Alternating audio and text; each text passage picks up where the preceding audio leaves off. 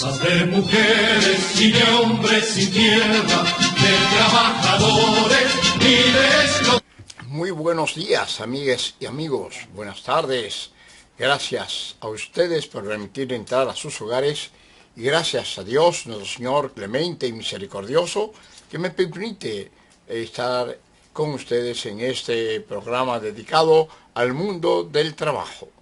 Este programa queremos que ustedes lo disfruten, un programa con informaciones importantes para los trabajadores y algunas orientaciones importantes.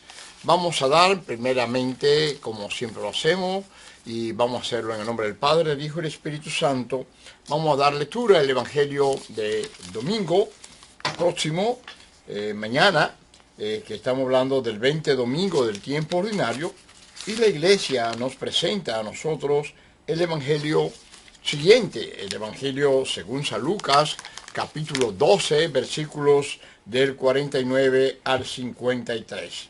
Un Evangelio bastante corto, pero muy significativo. Y trata de lo siguiente.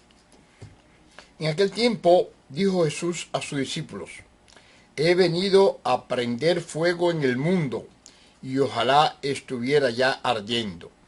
Tengo que pasar por un bautismo, y qué angustia hasta que se cumpla. ¿Piensan que he venido a traer al mundo paz? No, sino división. En adelante, una familia de 5 estará dividida. 3 contra 2 y 2 contra 3. Estarán divididos el padre contra el hijo y el hijo contra el padre. La madre contra la hija y la hija contra la madre. La suegra contra la nuera y la nuera contra la suegra. Esto es palabra de Dios, es lo que el Señor nos enseña. Indudablemente que el título de reflexión de la liturgia podría ser de escándalo, porque la verdad es que proclama el profeta Jeremías, escandaliza a sus contemporáneos. La palabra de Jesús sobre el fuego del juicio, sobre el bautismo en la sangre de la cruz y sobre la espada que divide. También escandalizaron a sus oyentes porque no respondían a sus expectativas. Jeremías era un hombre de naturaleza tranquila. Amaba la belleza y tuvo que predicar por vocación divina destrucción y horrendas matanzas. Amaba la tranquilidad y la quietud y tuvo metido hasta los tuétanos en los acontecimientos tan absurdos de Jerusalén y en el reino de Judá. El Dios que lo había seducido le impulsaba a hablar cosas desagradables e inesperadas, a realizar acciones simbólicas que suscitaban indignación y adversidad. Sus palabras y sus acciones escandalizaron a los habitantes de Jerusalén y de Judá. Jesús también se dirigió a sus contemporáneos con palabras fuertes. Hablaba del fuego del juicio, capaz de quemar y destruir la situación presente para generar una nueva. Pero los oyentes no estaban dispuestos a la radicalidad del cambio ni a la irrupción de la novedad. Jesús hablaba de bautismo en referencia a la sangre de la cruz, en la cual él sería bautizado para lavar los pecados del mundo, cargados así sobre su cruz. La cruz es escándalo para los judíos. No nos lo recordará Pablo en la primera carta a los Corintios. Jesús dijo claramente que no había venido a traer paz sobre la tierra, sino la espada que divide a los hombres. Con Cristo o contra Cristo, sin posibilidad del estado neutral. La verdad que Jesucristo les predica era un escándalo insoportable, un escándalo que le costó a Jesucristo la condenación y la muerte ignominiosa en la cruz. a la comunidad a la que dirigía la carta a los hebreos, podría resultarle escandaloso que Dios les permitiese pasar por un sinfín de sufrimientos. Más aún, se les podía presentar con la fuerza del escándalo, el martirio mediante el derramamiento de la propia sangre. No al escándalo inmoral, como por ejemplo el de escandalizar a los niños con acciones malas o desproporcionadas a su capacidad de juicio. Propongo el escándalo de la verdad, y la verdad puede no gustar, puede ser más o menos oportuna, pero nunca podrá catalogarse de inmoral. Por ejemplo, la verdad de un único Salvador de la humanidad, la verdad de una única iglesia, la verdad de un único Creador del universo y del hombre, la verdad de Dios, Dios uno y trino, la verdad de un pueblo sacerdotal sin distinción de sexos, la verdad del matrimonio, constituido únicamente por la unión estable de un hombre y de una mujer. Todas estas son verdades del destino universal de todos los bienes de la tierra. Estas verdades escandalizan a muchos oídos en nuestra sociedad. Indudablemente que este Evangelio de Jesús es un Evangelio que todas esas verdades escandalizan a muchos y muchos no aceptan esas verdades. Es más, hay personas que ni siquiera aceptan la idea de Dios creador, aunque ven todas las maravillas, y no tiene sentido que las cosas se evolucionaran por sí mismo y que se hicieran por sí mismas. Tenía que existir una fuerza, un poder creador. Pero hay personas que se llaman incrédulas, que son los primeros que dicen, no creo en Dios.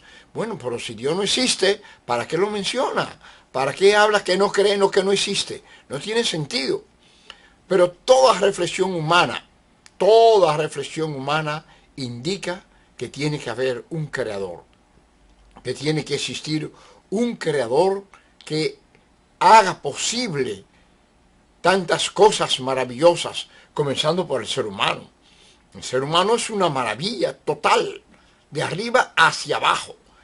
Si uno se dice, si una silla no se puede hacer sola, una mesa no se puede hacer sola, ¿cómo puede crearse solo este universo inmenso?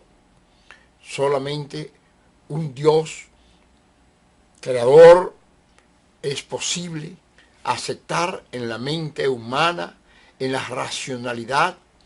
Y recordamos a Pasteur, Louis Pasteur, un científico francés, que en ese entonces, en Francia, los científicos creían en la evolución por sí misma, que se evolucionaba, que las cosas por sí mismas se transformaban. Louis Pasteur demostró que, con un sencillo ejemplo, él cogió agua, una agua la hervida, la puso en el microscopio y vio que ahí no había ningún microbio y la tapó. Otra agua la dejó destapada. Y al cabo de un tiempo fue a ver el agua que tenía tapada y la llevó al microscopio y vio que no había ningún ser vivo. La otra agua que estaba destapada estaba llena de microorganismos. ¿Qué significa? Que el agua tapada, esa agua tapada, no permitía que ningún germen entrara en la misma. Y la agua destapada, el ambiente, el aire, ahí está lleno de gérmenes, esos gérmenes entraron en esa agua y se producían. Y de ahí viene la famosa pasteurización. ¿Qué es lo que significa leche pasteurizada? Como todos conocemos y sabemos, nada, es la leche que entra en un proceso de purificación y se tapa. Esa leche no tiene gérmenes, está purificada. Y de ahí viene la leche pasteurizada en nombre de Louis Pasteur, que hizo el experimento de pasteurizar. O sea, él hizo un experimento donde demostró que los gérmenes existen, no se generan por sí mismos. Y esa es la leche que tomamos pasteurizada. Se purifica la leche y se tapa automáticamente con el sistema de Louis Pasteur, un científico católico de Francia, que demostró que no existe por sí misma, la vida no se genera por sí misma, sino que la vida existe y tiene toda una existencia creadora por un ser superior que es, le llamamos Dios, nuestro Dios. Y Jesucristo vino para precisar, para perfeccionar los conocimientos sobre ese Dios vivo.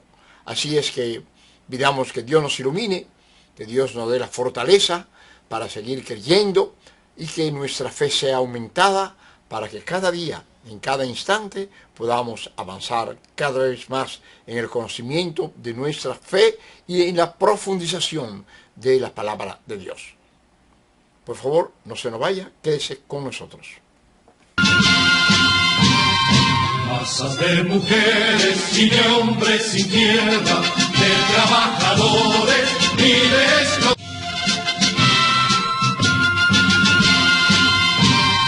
Masas de mujeres y de hombres sin tierra, Gracias, amigas y amigos, por su espera. Aquí estamos de nuevo y queremos comentarle algo importante. Celebramos el lunes el Día Mundial de la Juventud. Como yo digo, la juventud en la primera parte, la primera edad, porque a pesar de mis años, yo sigo siendo joven, me considero joven, con mi espíritu, con mi mente, con mi trabajo. Pero yo digo que estoy en la quinta juventud. Hay una primera, una segunda, una tercera, y ya yo llego a la quinta, pero a la quinta juventud. Bien, el Día Internacional de la Juventud, nuestra institución con Joven, la Confederación Nacional de Joven, hizo una rueda de prensa y en los días anteriores se celebró en el Instituto Nacional de Formación Agraria y Sindical, en el INFAS Porfirio Zarzuela, se celebró una importantísima actividad, un curso sobre organización. Había unos 45 jóvenes que son de distintas partes del país en esa importante actividad. Con Joven hizo una rueda de prensa demandando primer empleo para la juventud, porque hoy día en muchas empresas cuando tú quiere a alguien, lo primero que tú le pones experiencia, 2 años, 3 años de experiencia. Bueno, lamentablemente ese joven que nunca ha trabajado no podrá nunca tener empleo, porque si tú le pones prerequisito que tiene que tener años de experiencia, no tiene experiencia. Si acaba de terminar de Infotet, no acaba de terminar de la formación en la universidad, ese joven no va a tener necesariamente experiencia para ocupar ciertas posiciones. La juventud es el presente y el futuro. La juventud en su primera edad, que es de 1 a 35, hasta los 35 años catalogamos la juventud, la primera juventud, nosotros consideramos que es algo importante desarrollar esa juventud, informarla, formarla, capacitarla. Infotet hace un gran esfuerzo y siempre decimos que en la CAS, en la Confederación Autónoma Sindical Clasista CAS, nos sentimos orgullosos de la labor que hace Infotet y por eso nosotros hablamos siempre de esa labor inmensa que hace Infotet preparando y capacitando a miles de jóvenes, porque si la juventud no tiene formación técnico-profesional o no tiene profesión, esa juventud difícilmente puede conseguir empleo. Ya sabemos que hay dificultades con los empleos. En nuestro país, sobre todo los jóvenes y las mujeres, hay unas estadísticas que, lamentablemente, los jóvenes y las mujeres, hay gran escasez de empleo para ellos y para ellas. Pero la juventud tiene que seguir formándose, capacitándose, y esa labor en el desarrollo, formación técnico-profesional, le hace Infotet. Y hoy día podemos decir que Rafael Ovalles, nuestro director de Infotet, ha dado más brillo a esa institución con su capacidad, con su entrega, con su dinamismo, con un equipo que la gran mayoría de ese equipo son mujeres de mucha capacidad. Tenemos a Mayra Morla y una cantidad de personas, mujeres formadas, capacitadas en todo el desarrollo de la formación técnico-profesional, y ese equipo de Infotec hace maravillas. Hace maravilla, comenzando con su director y su equipo, porque indudablemente Infotec hace esa extraordinaria labor de formación, especialmente a los jóvenes. Son miles de jóvenes que se forman en Infotec. Nosotros tenemos que seguir animando a nuestra juventud para que se forme, se capacite, que aproveche su tiempo. Lo único que tenemos que no podemos recuperar es el tiempo. Lo que se fue hoy no vuelve, no se recupera jamás. Y por eso insistimos que la juventud tiene que formarse, tiene que capacitarse, tiene que animarse para seguir adelante, ya sea en la formación universitaria, ya sea la formación técnico-profesional, pero tiene que seguir adelante.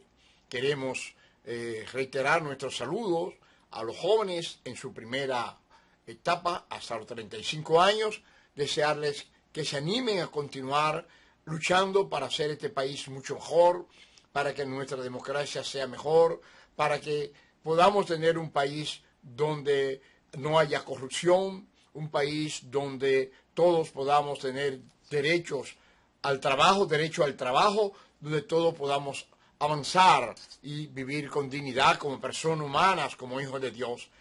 La juventud tiene que continuar preparándose, y nos alegra que el Estado Dominicano, llámese el gobierno, ha dado muchas posibilidades para que los jóvenes estudien, avancen, se formen, se capaciten.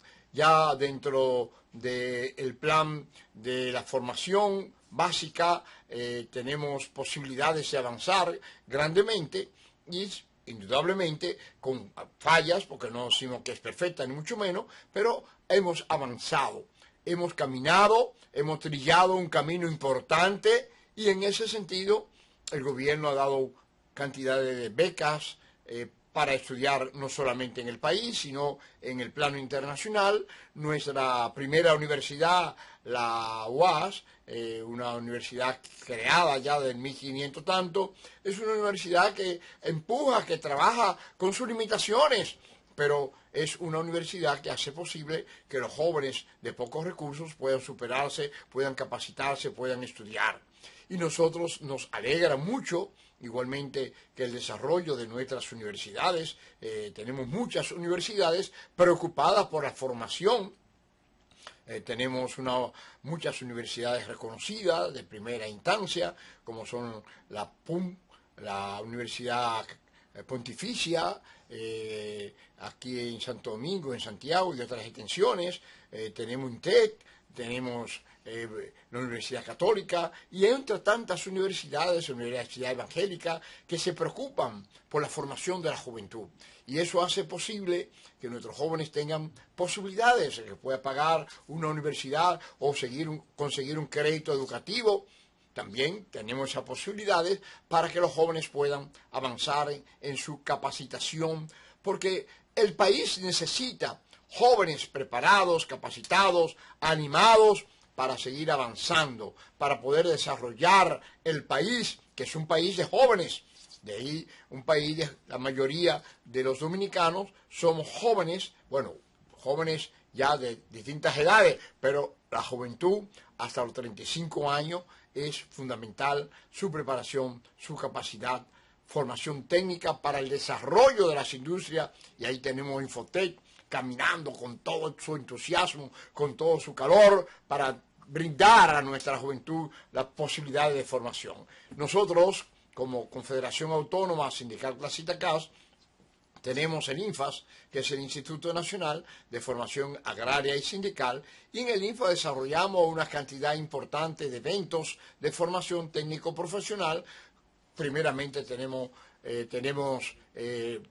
una escuela de cocina para formar cocineros de primera, una escuela de bartender, una escuela de panadería, otra escuela de repostería y nosotros hacemos nuestro aporte como formación, porque como ustedes saben, la Confederación Autónoma Sindical Clasista CAS ha sido una organización quizás distinta en su metodología de trabajo, en su deseo de superación de nuestra juventud, y podemos decir que nuestra confederación, a través del tiempo, ha creado un centro de formación. Somos la única central sindical que tiene un centro de formación propio, que es el Instituto Nacional de Formación Agraria y Sindical Porfirio Zarzuela. Ahí hacemos formación con Infotep técnico profesional. Somos de los COP, de los coordinadores con Infotep, y ahí tenemos toda esta escuela de formación. Hacemos secretariado ejecutivo, mañana, tarde y noche. Tenemos una cantidad de eventos de formación que para los jóvenes ayuda a su desarrollo.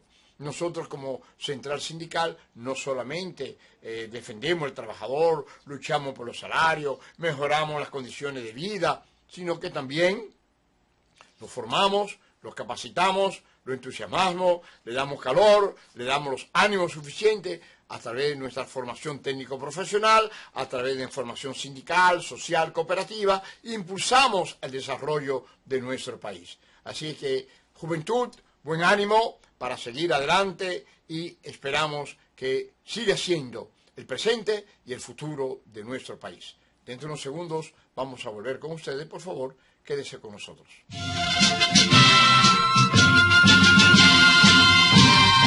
Masas de mujeres y de hombres sin tierra,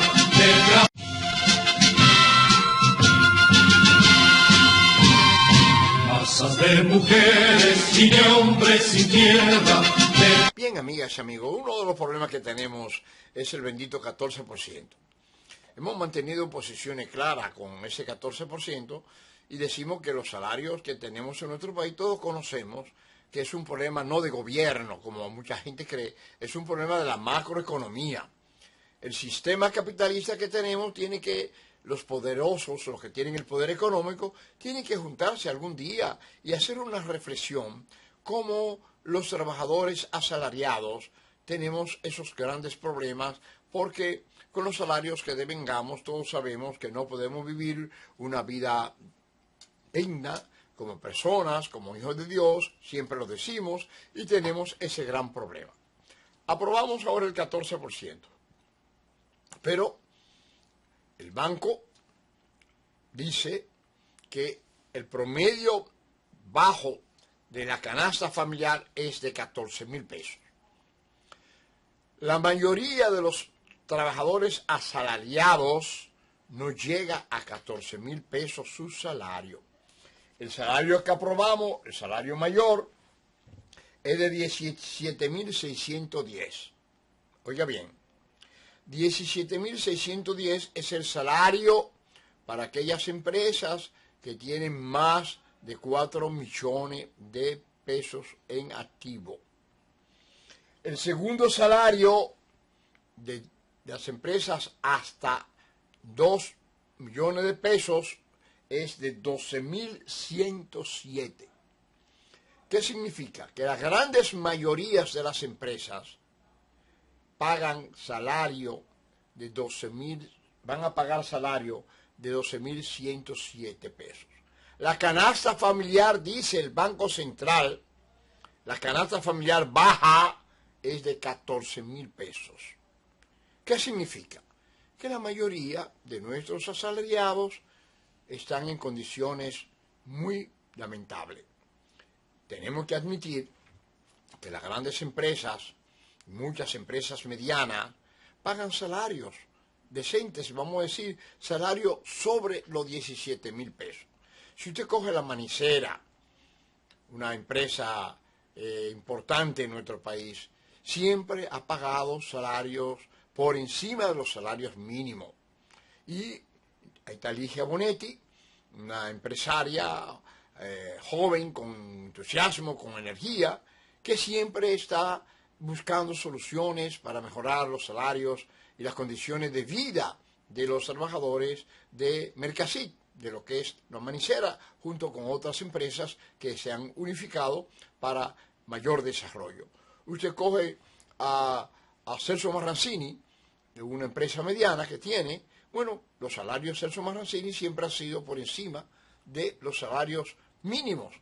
Hay muchos empresarios que tienen conciencia social y saben que los salarios que tenemos actualmente son salarios insuficientes. Y como esos salarios son insuficientes, ellos en su visión social, y puse 2 ejemplos nada más, hay otros muchos que pagan salarios decentes. Ahora, ¿dónde tenemos los problemas? En la microempresa, en la mediana empresa, micro, pequeña, mediana empresa, y muchos o pocos empresarios, o empresarios en sentido general, que no tienen conciencia social. Ganan mucho dinero sus empresas, pero no lo comparten necesariamente con los trabajadores. No tienen pacto colectivo, no tienen condiciones, no pagan salario decente, no dan colaboraciones extra, y el trabajador vive en una situación muy desesperada porque con los salarios miserables que tenemos no podemos avanzar. La economía dominicana es próspera y camina, ya lo ha dicho el gobernador del Banco Central en varias ocasiones, aunque lo han mandado a callar, pero él ha mantenido su posición que el salario no es suficiente para vivir una vida decente. El trabajador dominicano vive en unas condiciones, en sentido general, estoy hablando ahora, una vida muy complicada con los salarios. Cuando en estos días que fui a hacerme un examen ejecutivo, me encontré con un sereno bien vestido, con corbata, saco, con su micrófono. Bueno, ¿cuánto gana ese sereno? ¿Cuánto gana? Al mes, 12,000 y tantos pesos. Por Dios, ¿cómo es posible que una persona pueda vivir con cierta dignidad con 12,000 pesos? Y así, esos pequeños comerciantes que están agrupados en la microempresa, en la MIPYME, están insistiendo reducir los salarios de las microempresas, bajarlo más todavía. Pero por Dios, esto clama al cielo. Ellos están promoviendo que se aplique una ley, la 187-17, que hace una reclasificación nueva de los salarios, donde van a bajar los salarios de los trabajadores.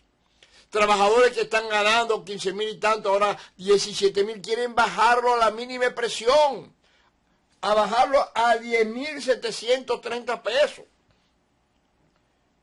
Óigame, esto no tiene sentido, esto no tiene cómo explicarse, que todavía con estos salarios miserables que tenemos hoy día, se quieran reducir.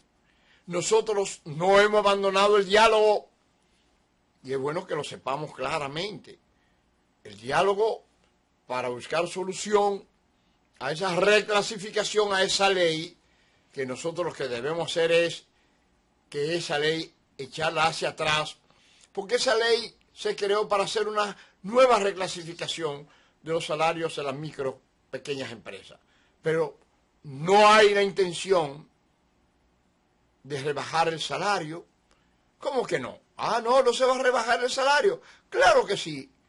Y por eso hay tanta insistencia sobre sectores, microempresarios y otros que quieren reducir a la mínima expresión a esos trabajadores en su empresa, que hoy se reclasifican hasta empresas de 2 millones de capital, un salario, primer bajo salario, de 2 millones a 4, otro salario, y de 4 millones en adelante, otro salario.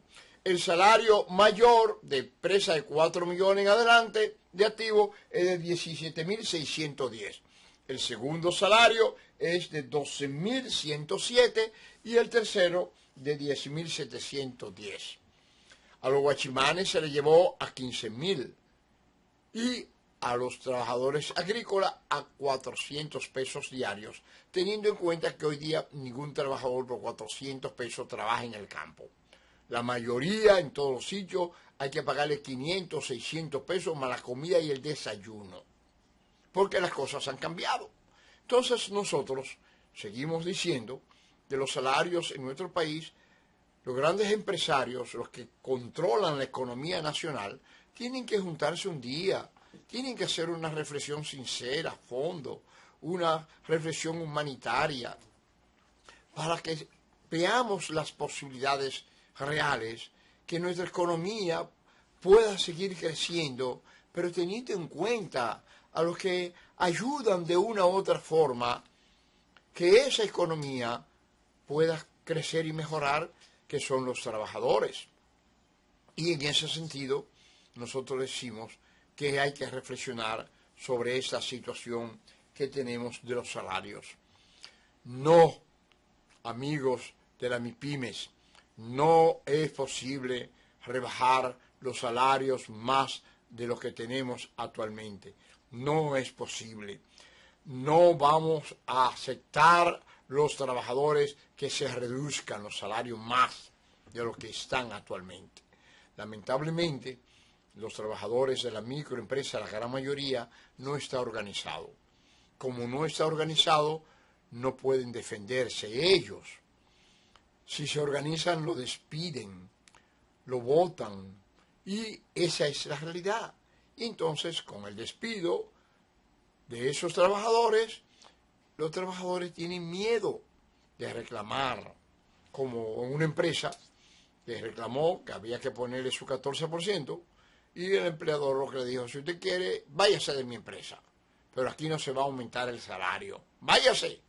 Y sencillamente, el trabajador, ¿qué hace ante el desempleo que tenemos actualmente? Irse para buscar trabajo por otro sitio a sabiendas que no lo va a conseguir. Esto es un problema que tenemos grave. Y por eso nosotros seguimos insistiendo que estamos dispuestos a ir a la reclasificación, revisar todo lo que se está haciendo en el Ministerio de Trabajo a través del derecho, la Comisión de Salario, pero la Comisión de Salario cometió un error en su expresión por escrito que dio lo que se acordó. Ellos hablan de que hay una continuidad del comité de salario, y eso no es correcto, porque la ley de comité de salario habla bien claro. Terminó la sesión, inmediatamente cesaron los vocales y se terminó la comisión de los salarios. Y ahora se pretende que haya una continuidad del Comité Nacional de Salario, de lo que nosotros nos oponemos. No estamos de acuerdo con esa resolución del Comité de Salario, que en capítulo 4 y 5 habla de una continuidad del Comité Nacional de Salario, violando la ley de salario, que es clara, que al terminar la sesión se terminó automáticamente, los vocales quedaron cesantes y por lo tanto el Comité Nacional de Salario quedó cesante. Dentro de unos segundos volvemos con ustedes para terminar nuestro último set de correspondiente a este programa Justicia, a este programa dedicado a buscar justicia social para los trabajadores.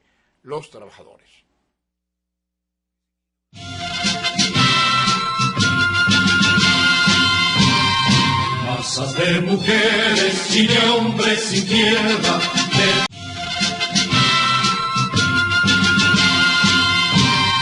masas de mujeres y de hombres sin tierra. Bien, amigas y amigos, vamos, es bueno que comentemos que en este fin de semana vamos a estar en Haití, la compañera Altagracia Jiménez, compañero Cheri Morel, en un encuentro importante donde promovemos, junto con la Central Confederación de Sindicatos Cristianos Belga, vamos a tener un encuentro donde van a participar 2 de la CENUS y 2 de la CNTD y 2 de la Confederación CAS, inclusive quienes habla y el compañero Cheri Morel, y la compañera Altagracia Jiménez va a ir por la CCA, por la Confederación Sindical de las Américas, a un encuentro importante con los compañeros haitianos. En Haití hay 3 centrales sindicales que están afiliadas también a la CCA y a la CCI, y ese encuentro entre los trabajadores haitianos y los trabajadores dominicanos, vamos a llegar a firmar un protocolo de colaboración entre las 3 centrales sindicales dominicanas y las 3 centrales hermanas de Haití. Este es un evento que también vamos a aprovechar el Congreso de los Trabajadores de la CTH, la Confederación de Trabajadores Haitianos, que es la principal confederación de Haití. Vamos a encontrarnos y vamos a hacer un protocolo de entendimiento de colaboración. La CTH tiene 2 años más que la creación de la CAS. La Confederación Autónoma Sindical Clasista CAS fue creada en 28 de enero del 62. Ellos se crearon, la CTH, en el 59. O sea que tienen 59. Ellos nos llevan 2 años, nosotros 62, yo en el 60. Y van a celebrar su congreso ordinario los días 16 y 17, y entonces vamos a estar en Haití. Estamos celebrando también el Día de la Restauración de la República, una fecha sumamente importante para los dominicanos. Como recordarán, Pedro Santana hizo una anexión a España de nuestro país después de la independencia de la República Dominicana.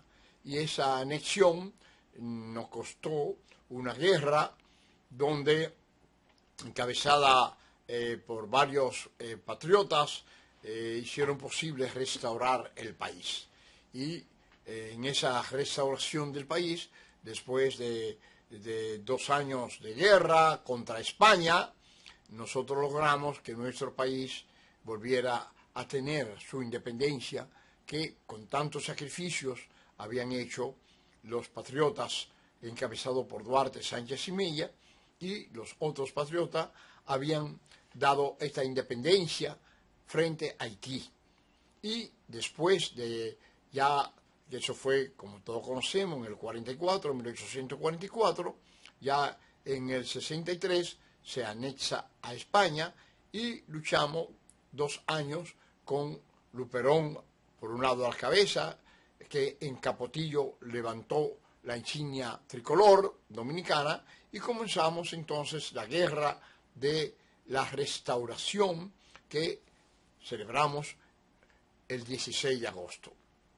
Ese 16 de agosto ya pasado, pero que recordamos importante, y que todos los dominicanos, así como hicimos la guerra de la restauración, restaurar la independencia nacional, así debemos de restaurarnos, nosotros comenzar una vida distinta para dar apoyo a nuestro país, para fortalecer nuestra democracia, para fortalecer y hacer posible que el país pueda seguir avanzando paso a paso, porque nadie puede negar que a pesar de los problemas, de todos los problemas que tenemos, nuestro país ha ido caminando, ha ido avanzando. Esperamos que podamos continuar todo un proceso de restaurar a la patria de Duarte, Sánchez y Mella, y que Luperón hizo sus grandes aportes junto con otros dominicanos para hacer posible tener esa patria de Duarte, Sánchez y Mella, que con orgullo nos sentimos ser dominicanos. Así es que la fiesta de la restauración es una fiesta importante para todos y para todos nosotros y nosotros. Nada, antes de concluir, quiero recordar con mucha alegría que mi hija Judith Esther cumplió sus 30 años de casada con Ramón Calderón, y celebramos una fiestecita familiar para conmemorar un acto tan importante como es mantener un matrimonio durante 30 años. En mi caso, el 24 de septiembre, ya mi mujer y yo cumplimos 57 años de matrimonio, de casado, con las dificultades que se dan en los hogares siempre, pero firme para mantener una posibilidad de vivencia y de vida ejemplar en cuanto a mantener nuestro matrimonio. 57 años cumplimos, y Judy, ahora la hija mayor, cumplió 30 años de vida matrimonial. Le deseamos muchas felicidades, muchas bendiciones con sus 3 hijos que han procreado, para continuar fortaleciendo el hogar y la familia dominicana. La familia que la componen un hombre y una mujer. La familia que no existe, no puede existir matrimonio de dos hombres o dos mujeres. Es una aberración. Eso es antihumano y por lo tanto, me perdonan los que tienen esa inclinación, eso es, digamos, su derecho, pero eso no es matrimonio. El matrimonio es de un hombre y de una mujer. No pueden procrear hijos dos hombres ni dos mujeres. Y por tanto, el matrimonio es de un hombre y de una mujer. Dios lo creó así. Y así tenemos que seguirlos promoviendo para que nuestra juventud pueda estar consciente que el matrimonio lo componen hombre y mujer. Y respetamos, cada uno pueda tener sus inclinaciones, pero eso no es matrimonio. El matrimonio es de hombre y mujer. Bien, también celebramos en este mes de agosto el Acta de la Reconciliación Nacional. En el 1965, después de la Guerra de Abril, hubo un acuerdo finalmente y se celebró ese acto ya el 10 de agosto, que nos sentimos los que participamos en la Guerra de Abril con el coronel Camaño.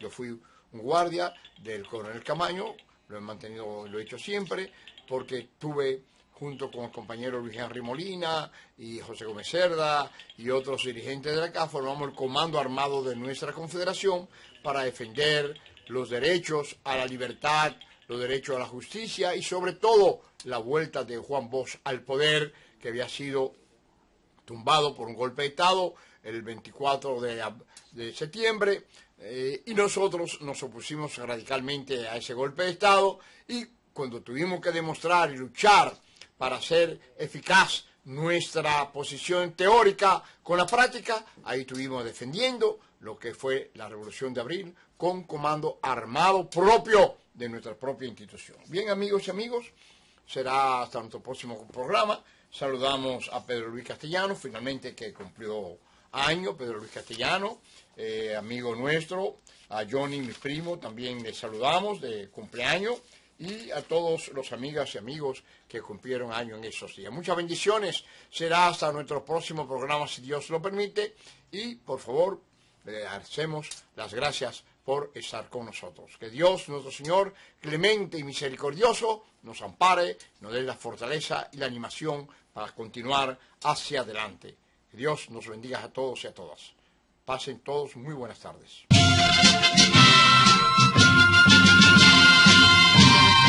Masas de mujeres y de hombres sin tierra, de